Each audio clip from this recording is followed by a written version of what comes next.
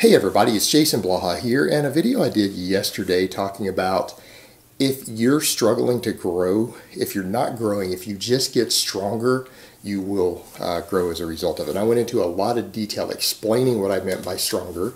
In case there's any confusion about it, I cover all that in the video. But someone asked, well, why is it that you're saying that if people's biceps are lagging, they should probably focus on getting a lot stronger on the way to chin up? What's the difference between a curl and a chin-up if the loads are the same? So let me put on my +5 hat of weaponsmithing, work on skilling up my crafting a little bit, and let's talk about this.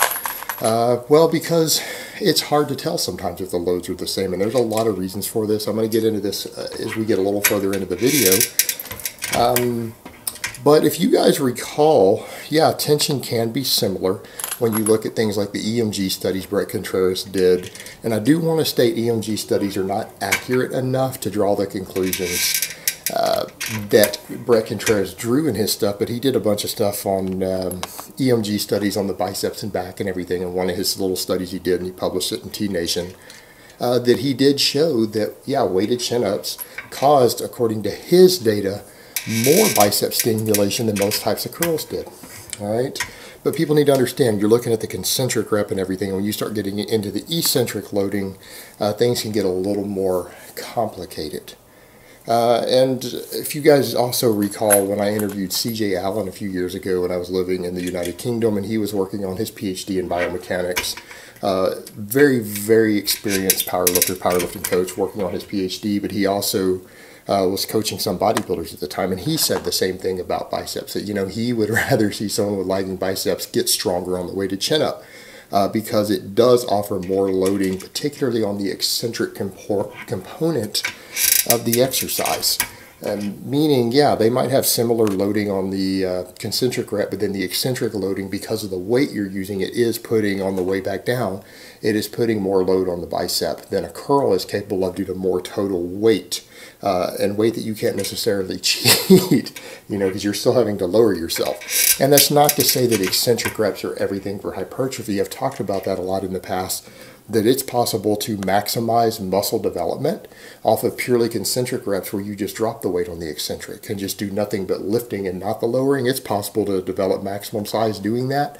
But it does take a lot more volume to do that, and that's the problem with it. Eccentric reps, when there's heavy eccentric loading, and I don't mean slow eccentrics, I just mean any control, do reduce the total amount of volume that you need considerably to stimulate maximum hypertrophy, but they can have the downside of additional soreness and stuff.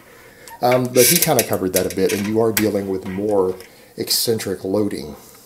But there's something else to consider there also. If you guys also recall, we talked about in the past a lot of the studies out there that show for novice lifters, and again, we're not dealing with advanced lifters, you can't always extrapolate data on novice lifters with more experienced lifters. They don't always carry over completely as far as training, but when we compared the lat pull down to the bicep curl, and they did MRIs and everything to look at the muscle growth, which one produced more muscle growth?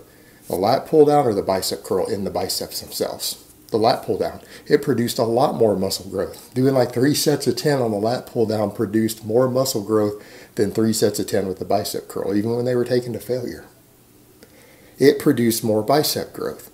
Same thing, which produced more bicep growth in the triceps when they did 3 sets of 10 on bench press or 3 sets of 10 with tricep extensions. The bench press produced like 5 times the muscle growth in the tricep. 4 to 5 times the muscle growth. And a lot of people be like, what, that's not possible. Yeah, it is possible, particularly with novice lifters, that they got dramatically more growth stimulation. Of course, some people ask, well, what about when you combine them? They didn't produce significantly more growth. And that's the thing that really stands out when you look at those studies that were done when they added bicep curls to lat pull downs and compared it to people who only did lat pull downs. They gained a tiny amount more muscle mass in the studies that were done, but it was considered to be statistically insignificant, meaning that if you were to plot that over 3 months and measure the arm, it wouldn't be measurable with a tape measure. It wouldn't be visibly noticeable. That adding curls to the lat pull downs didn't cause a significant amount of additional growth compared to people who just did the lat pull downs in the bicep. And most people wouldn't think of the lat pull down as a particularly good bicep exercise. But it is. It gets worked. And it got worked enough to produce more muscle growth. And that's because there is something to be said for something we don't fully understand, like a systematic growth process that when you put people through, when large muscles are trained, and smaller muscles even get a secondary effect, it seems to produce oftentimes maximum growth stimulation in those smaller muscles.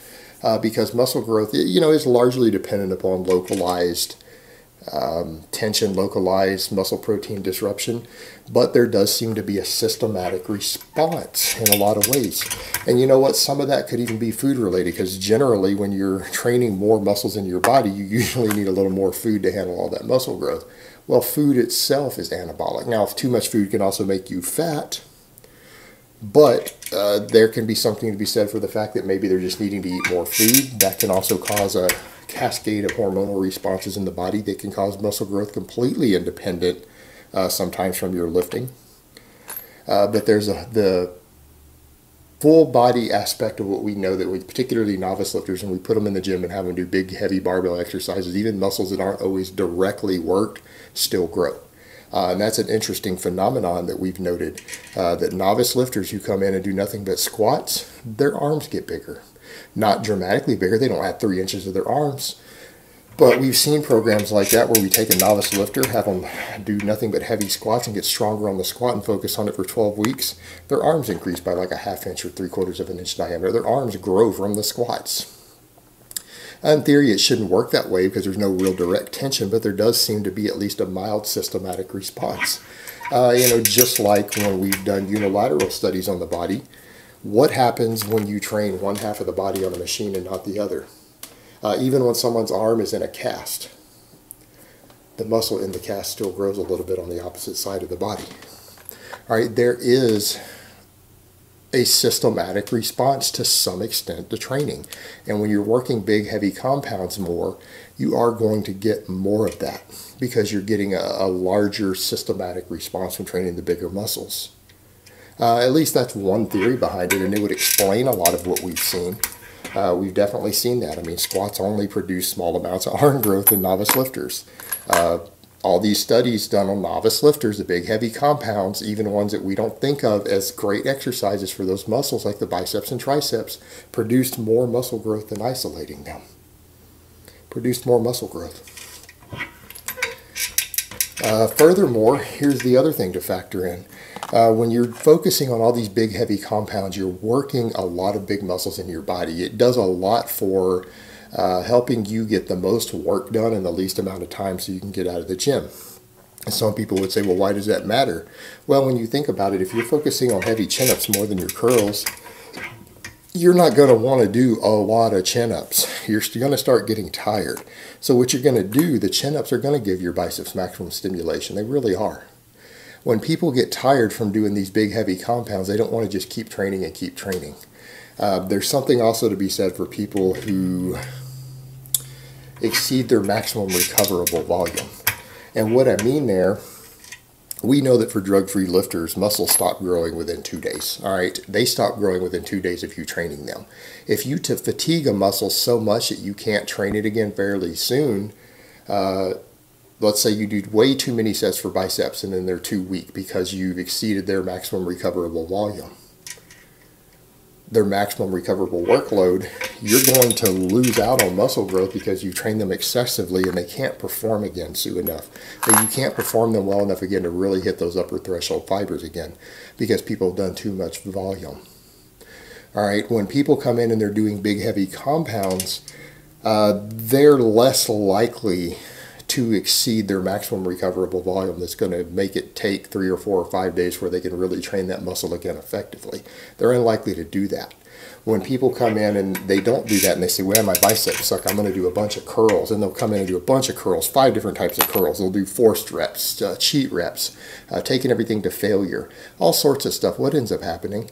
They don't really stimulate much more muscle growth than had they just done some chin-ups, right? Probably minimally more, maybe a little more because they did more volume. More volume usually equals a little more growth stimulus, but then they've trained the muscle excessively and it loses performance. They've exceeded their maximum recoverable volume. people are less likely to do that for a given muscle when they're using a big exercise because they're exhausting. They only want to put in so much work. No one wants to come in and do 10 sets of weighted chin-ups. Seriously, nobody wants to do that shit. You get tired of it real quick. With curls, because it's such a small muscle, you might be grunting and straining and making a big deal of working a little tiny muscle. And if you're having to grunt and yell to train a tiny ass muscle, you know that's all in your head, right? That's psychological. You're just showing off for other people. But it's a lot easier to come in and take one small muscle and isolate it and push it beyond its recoverable volume.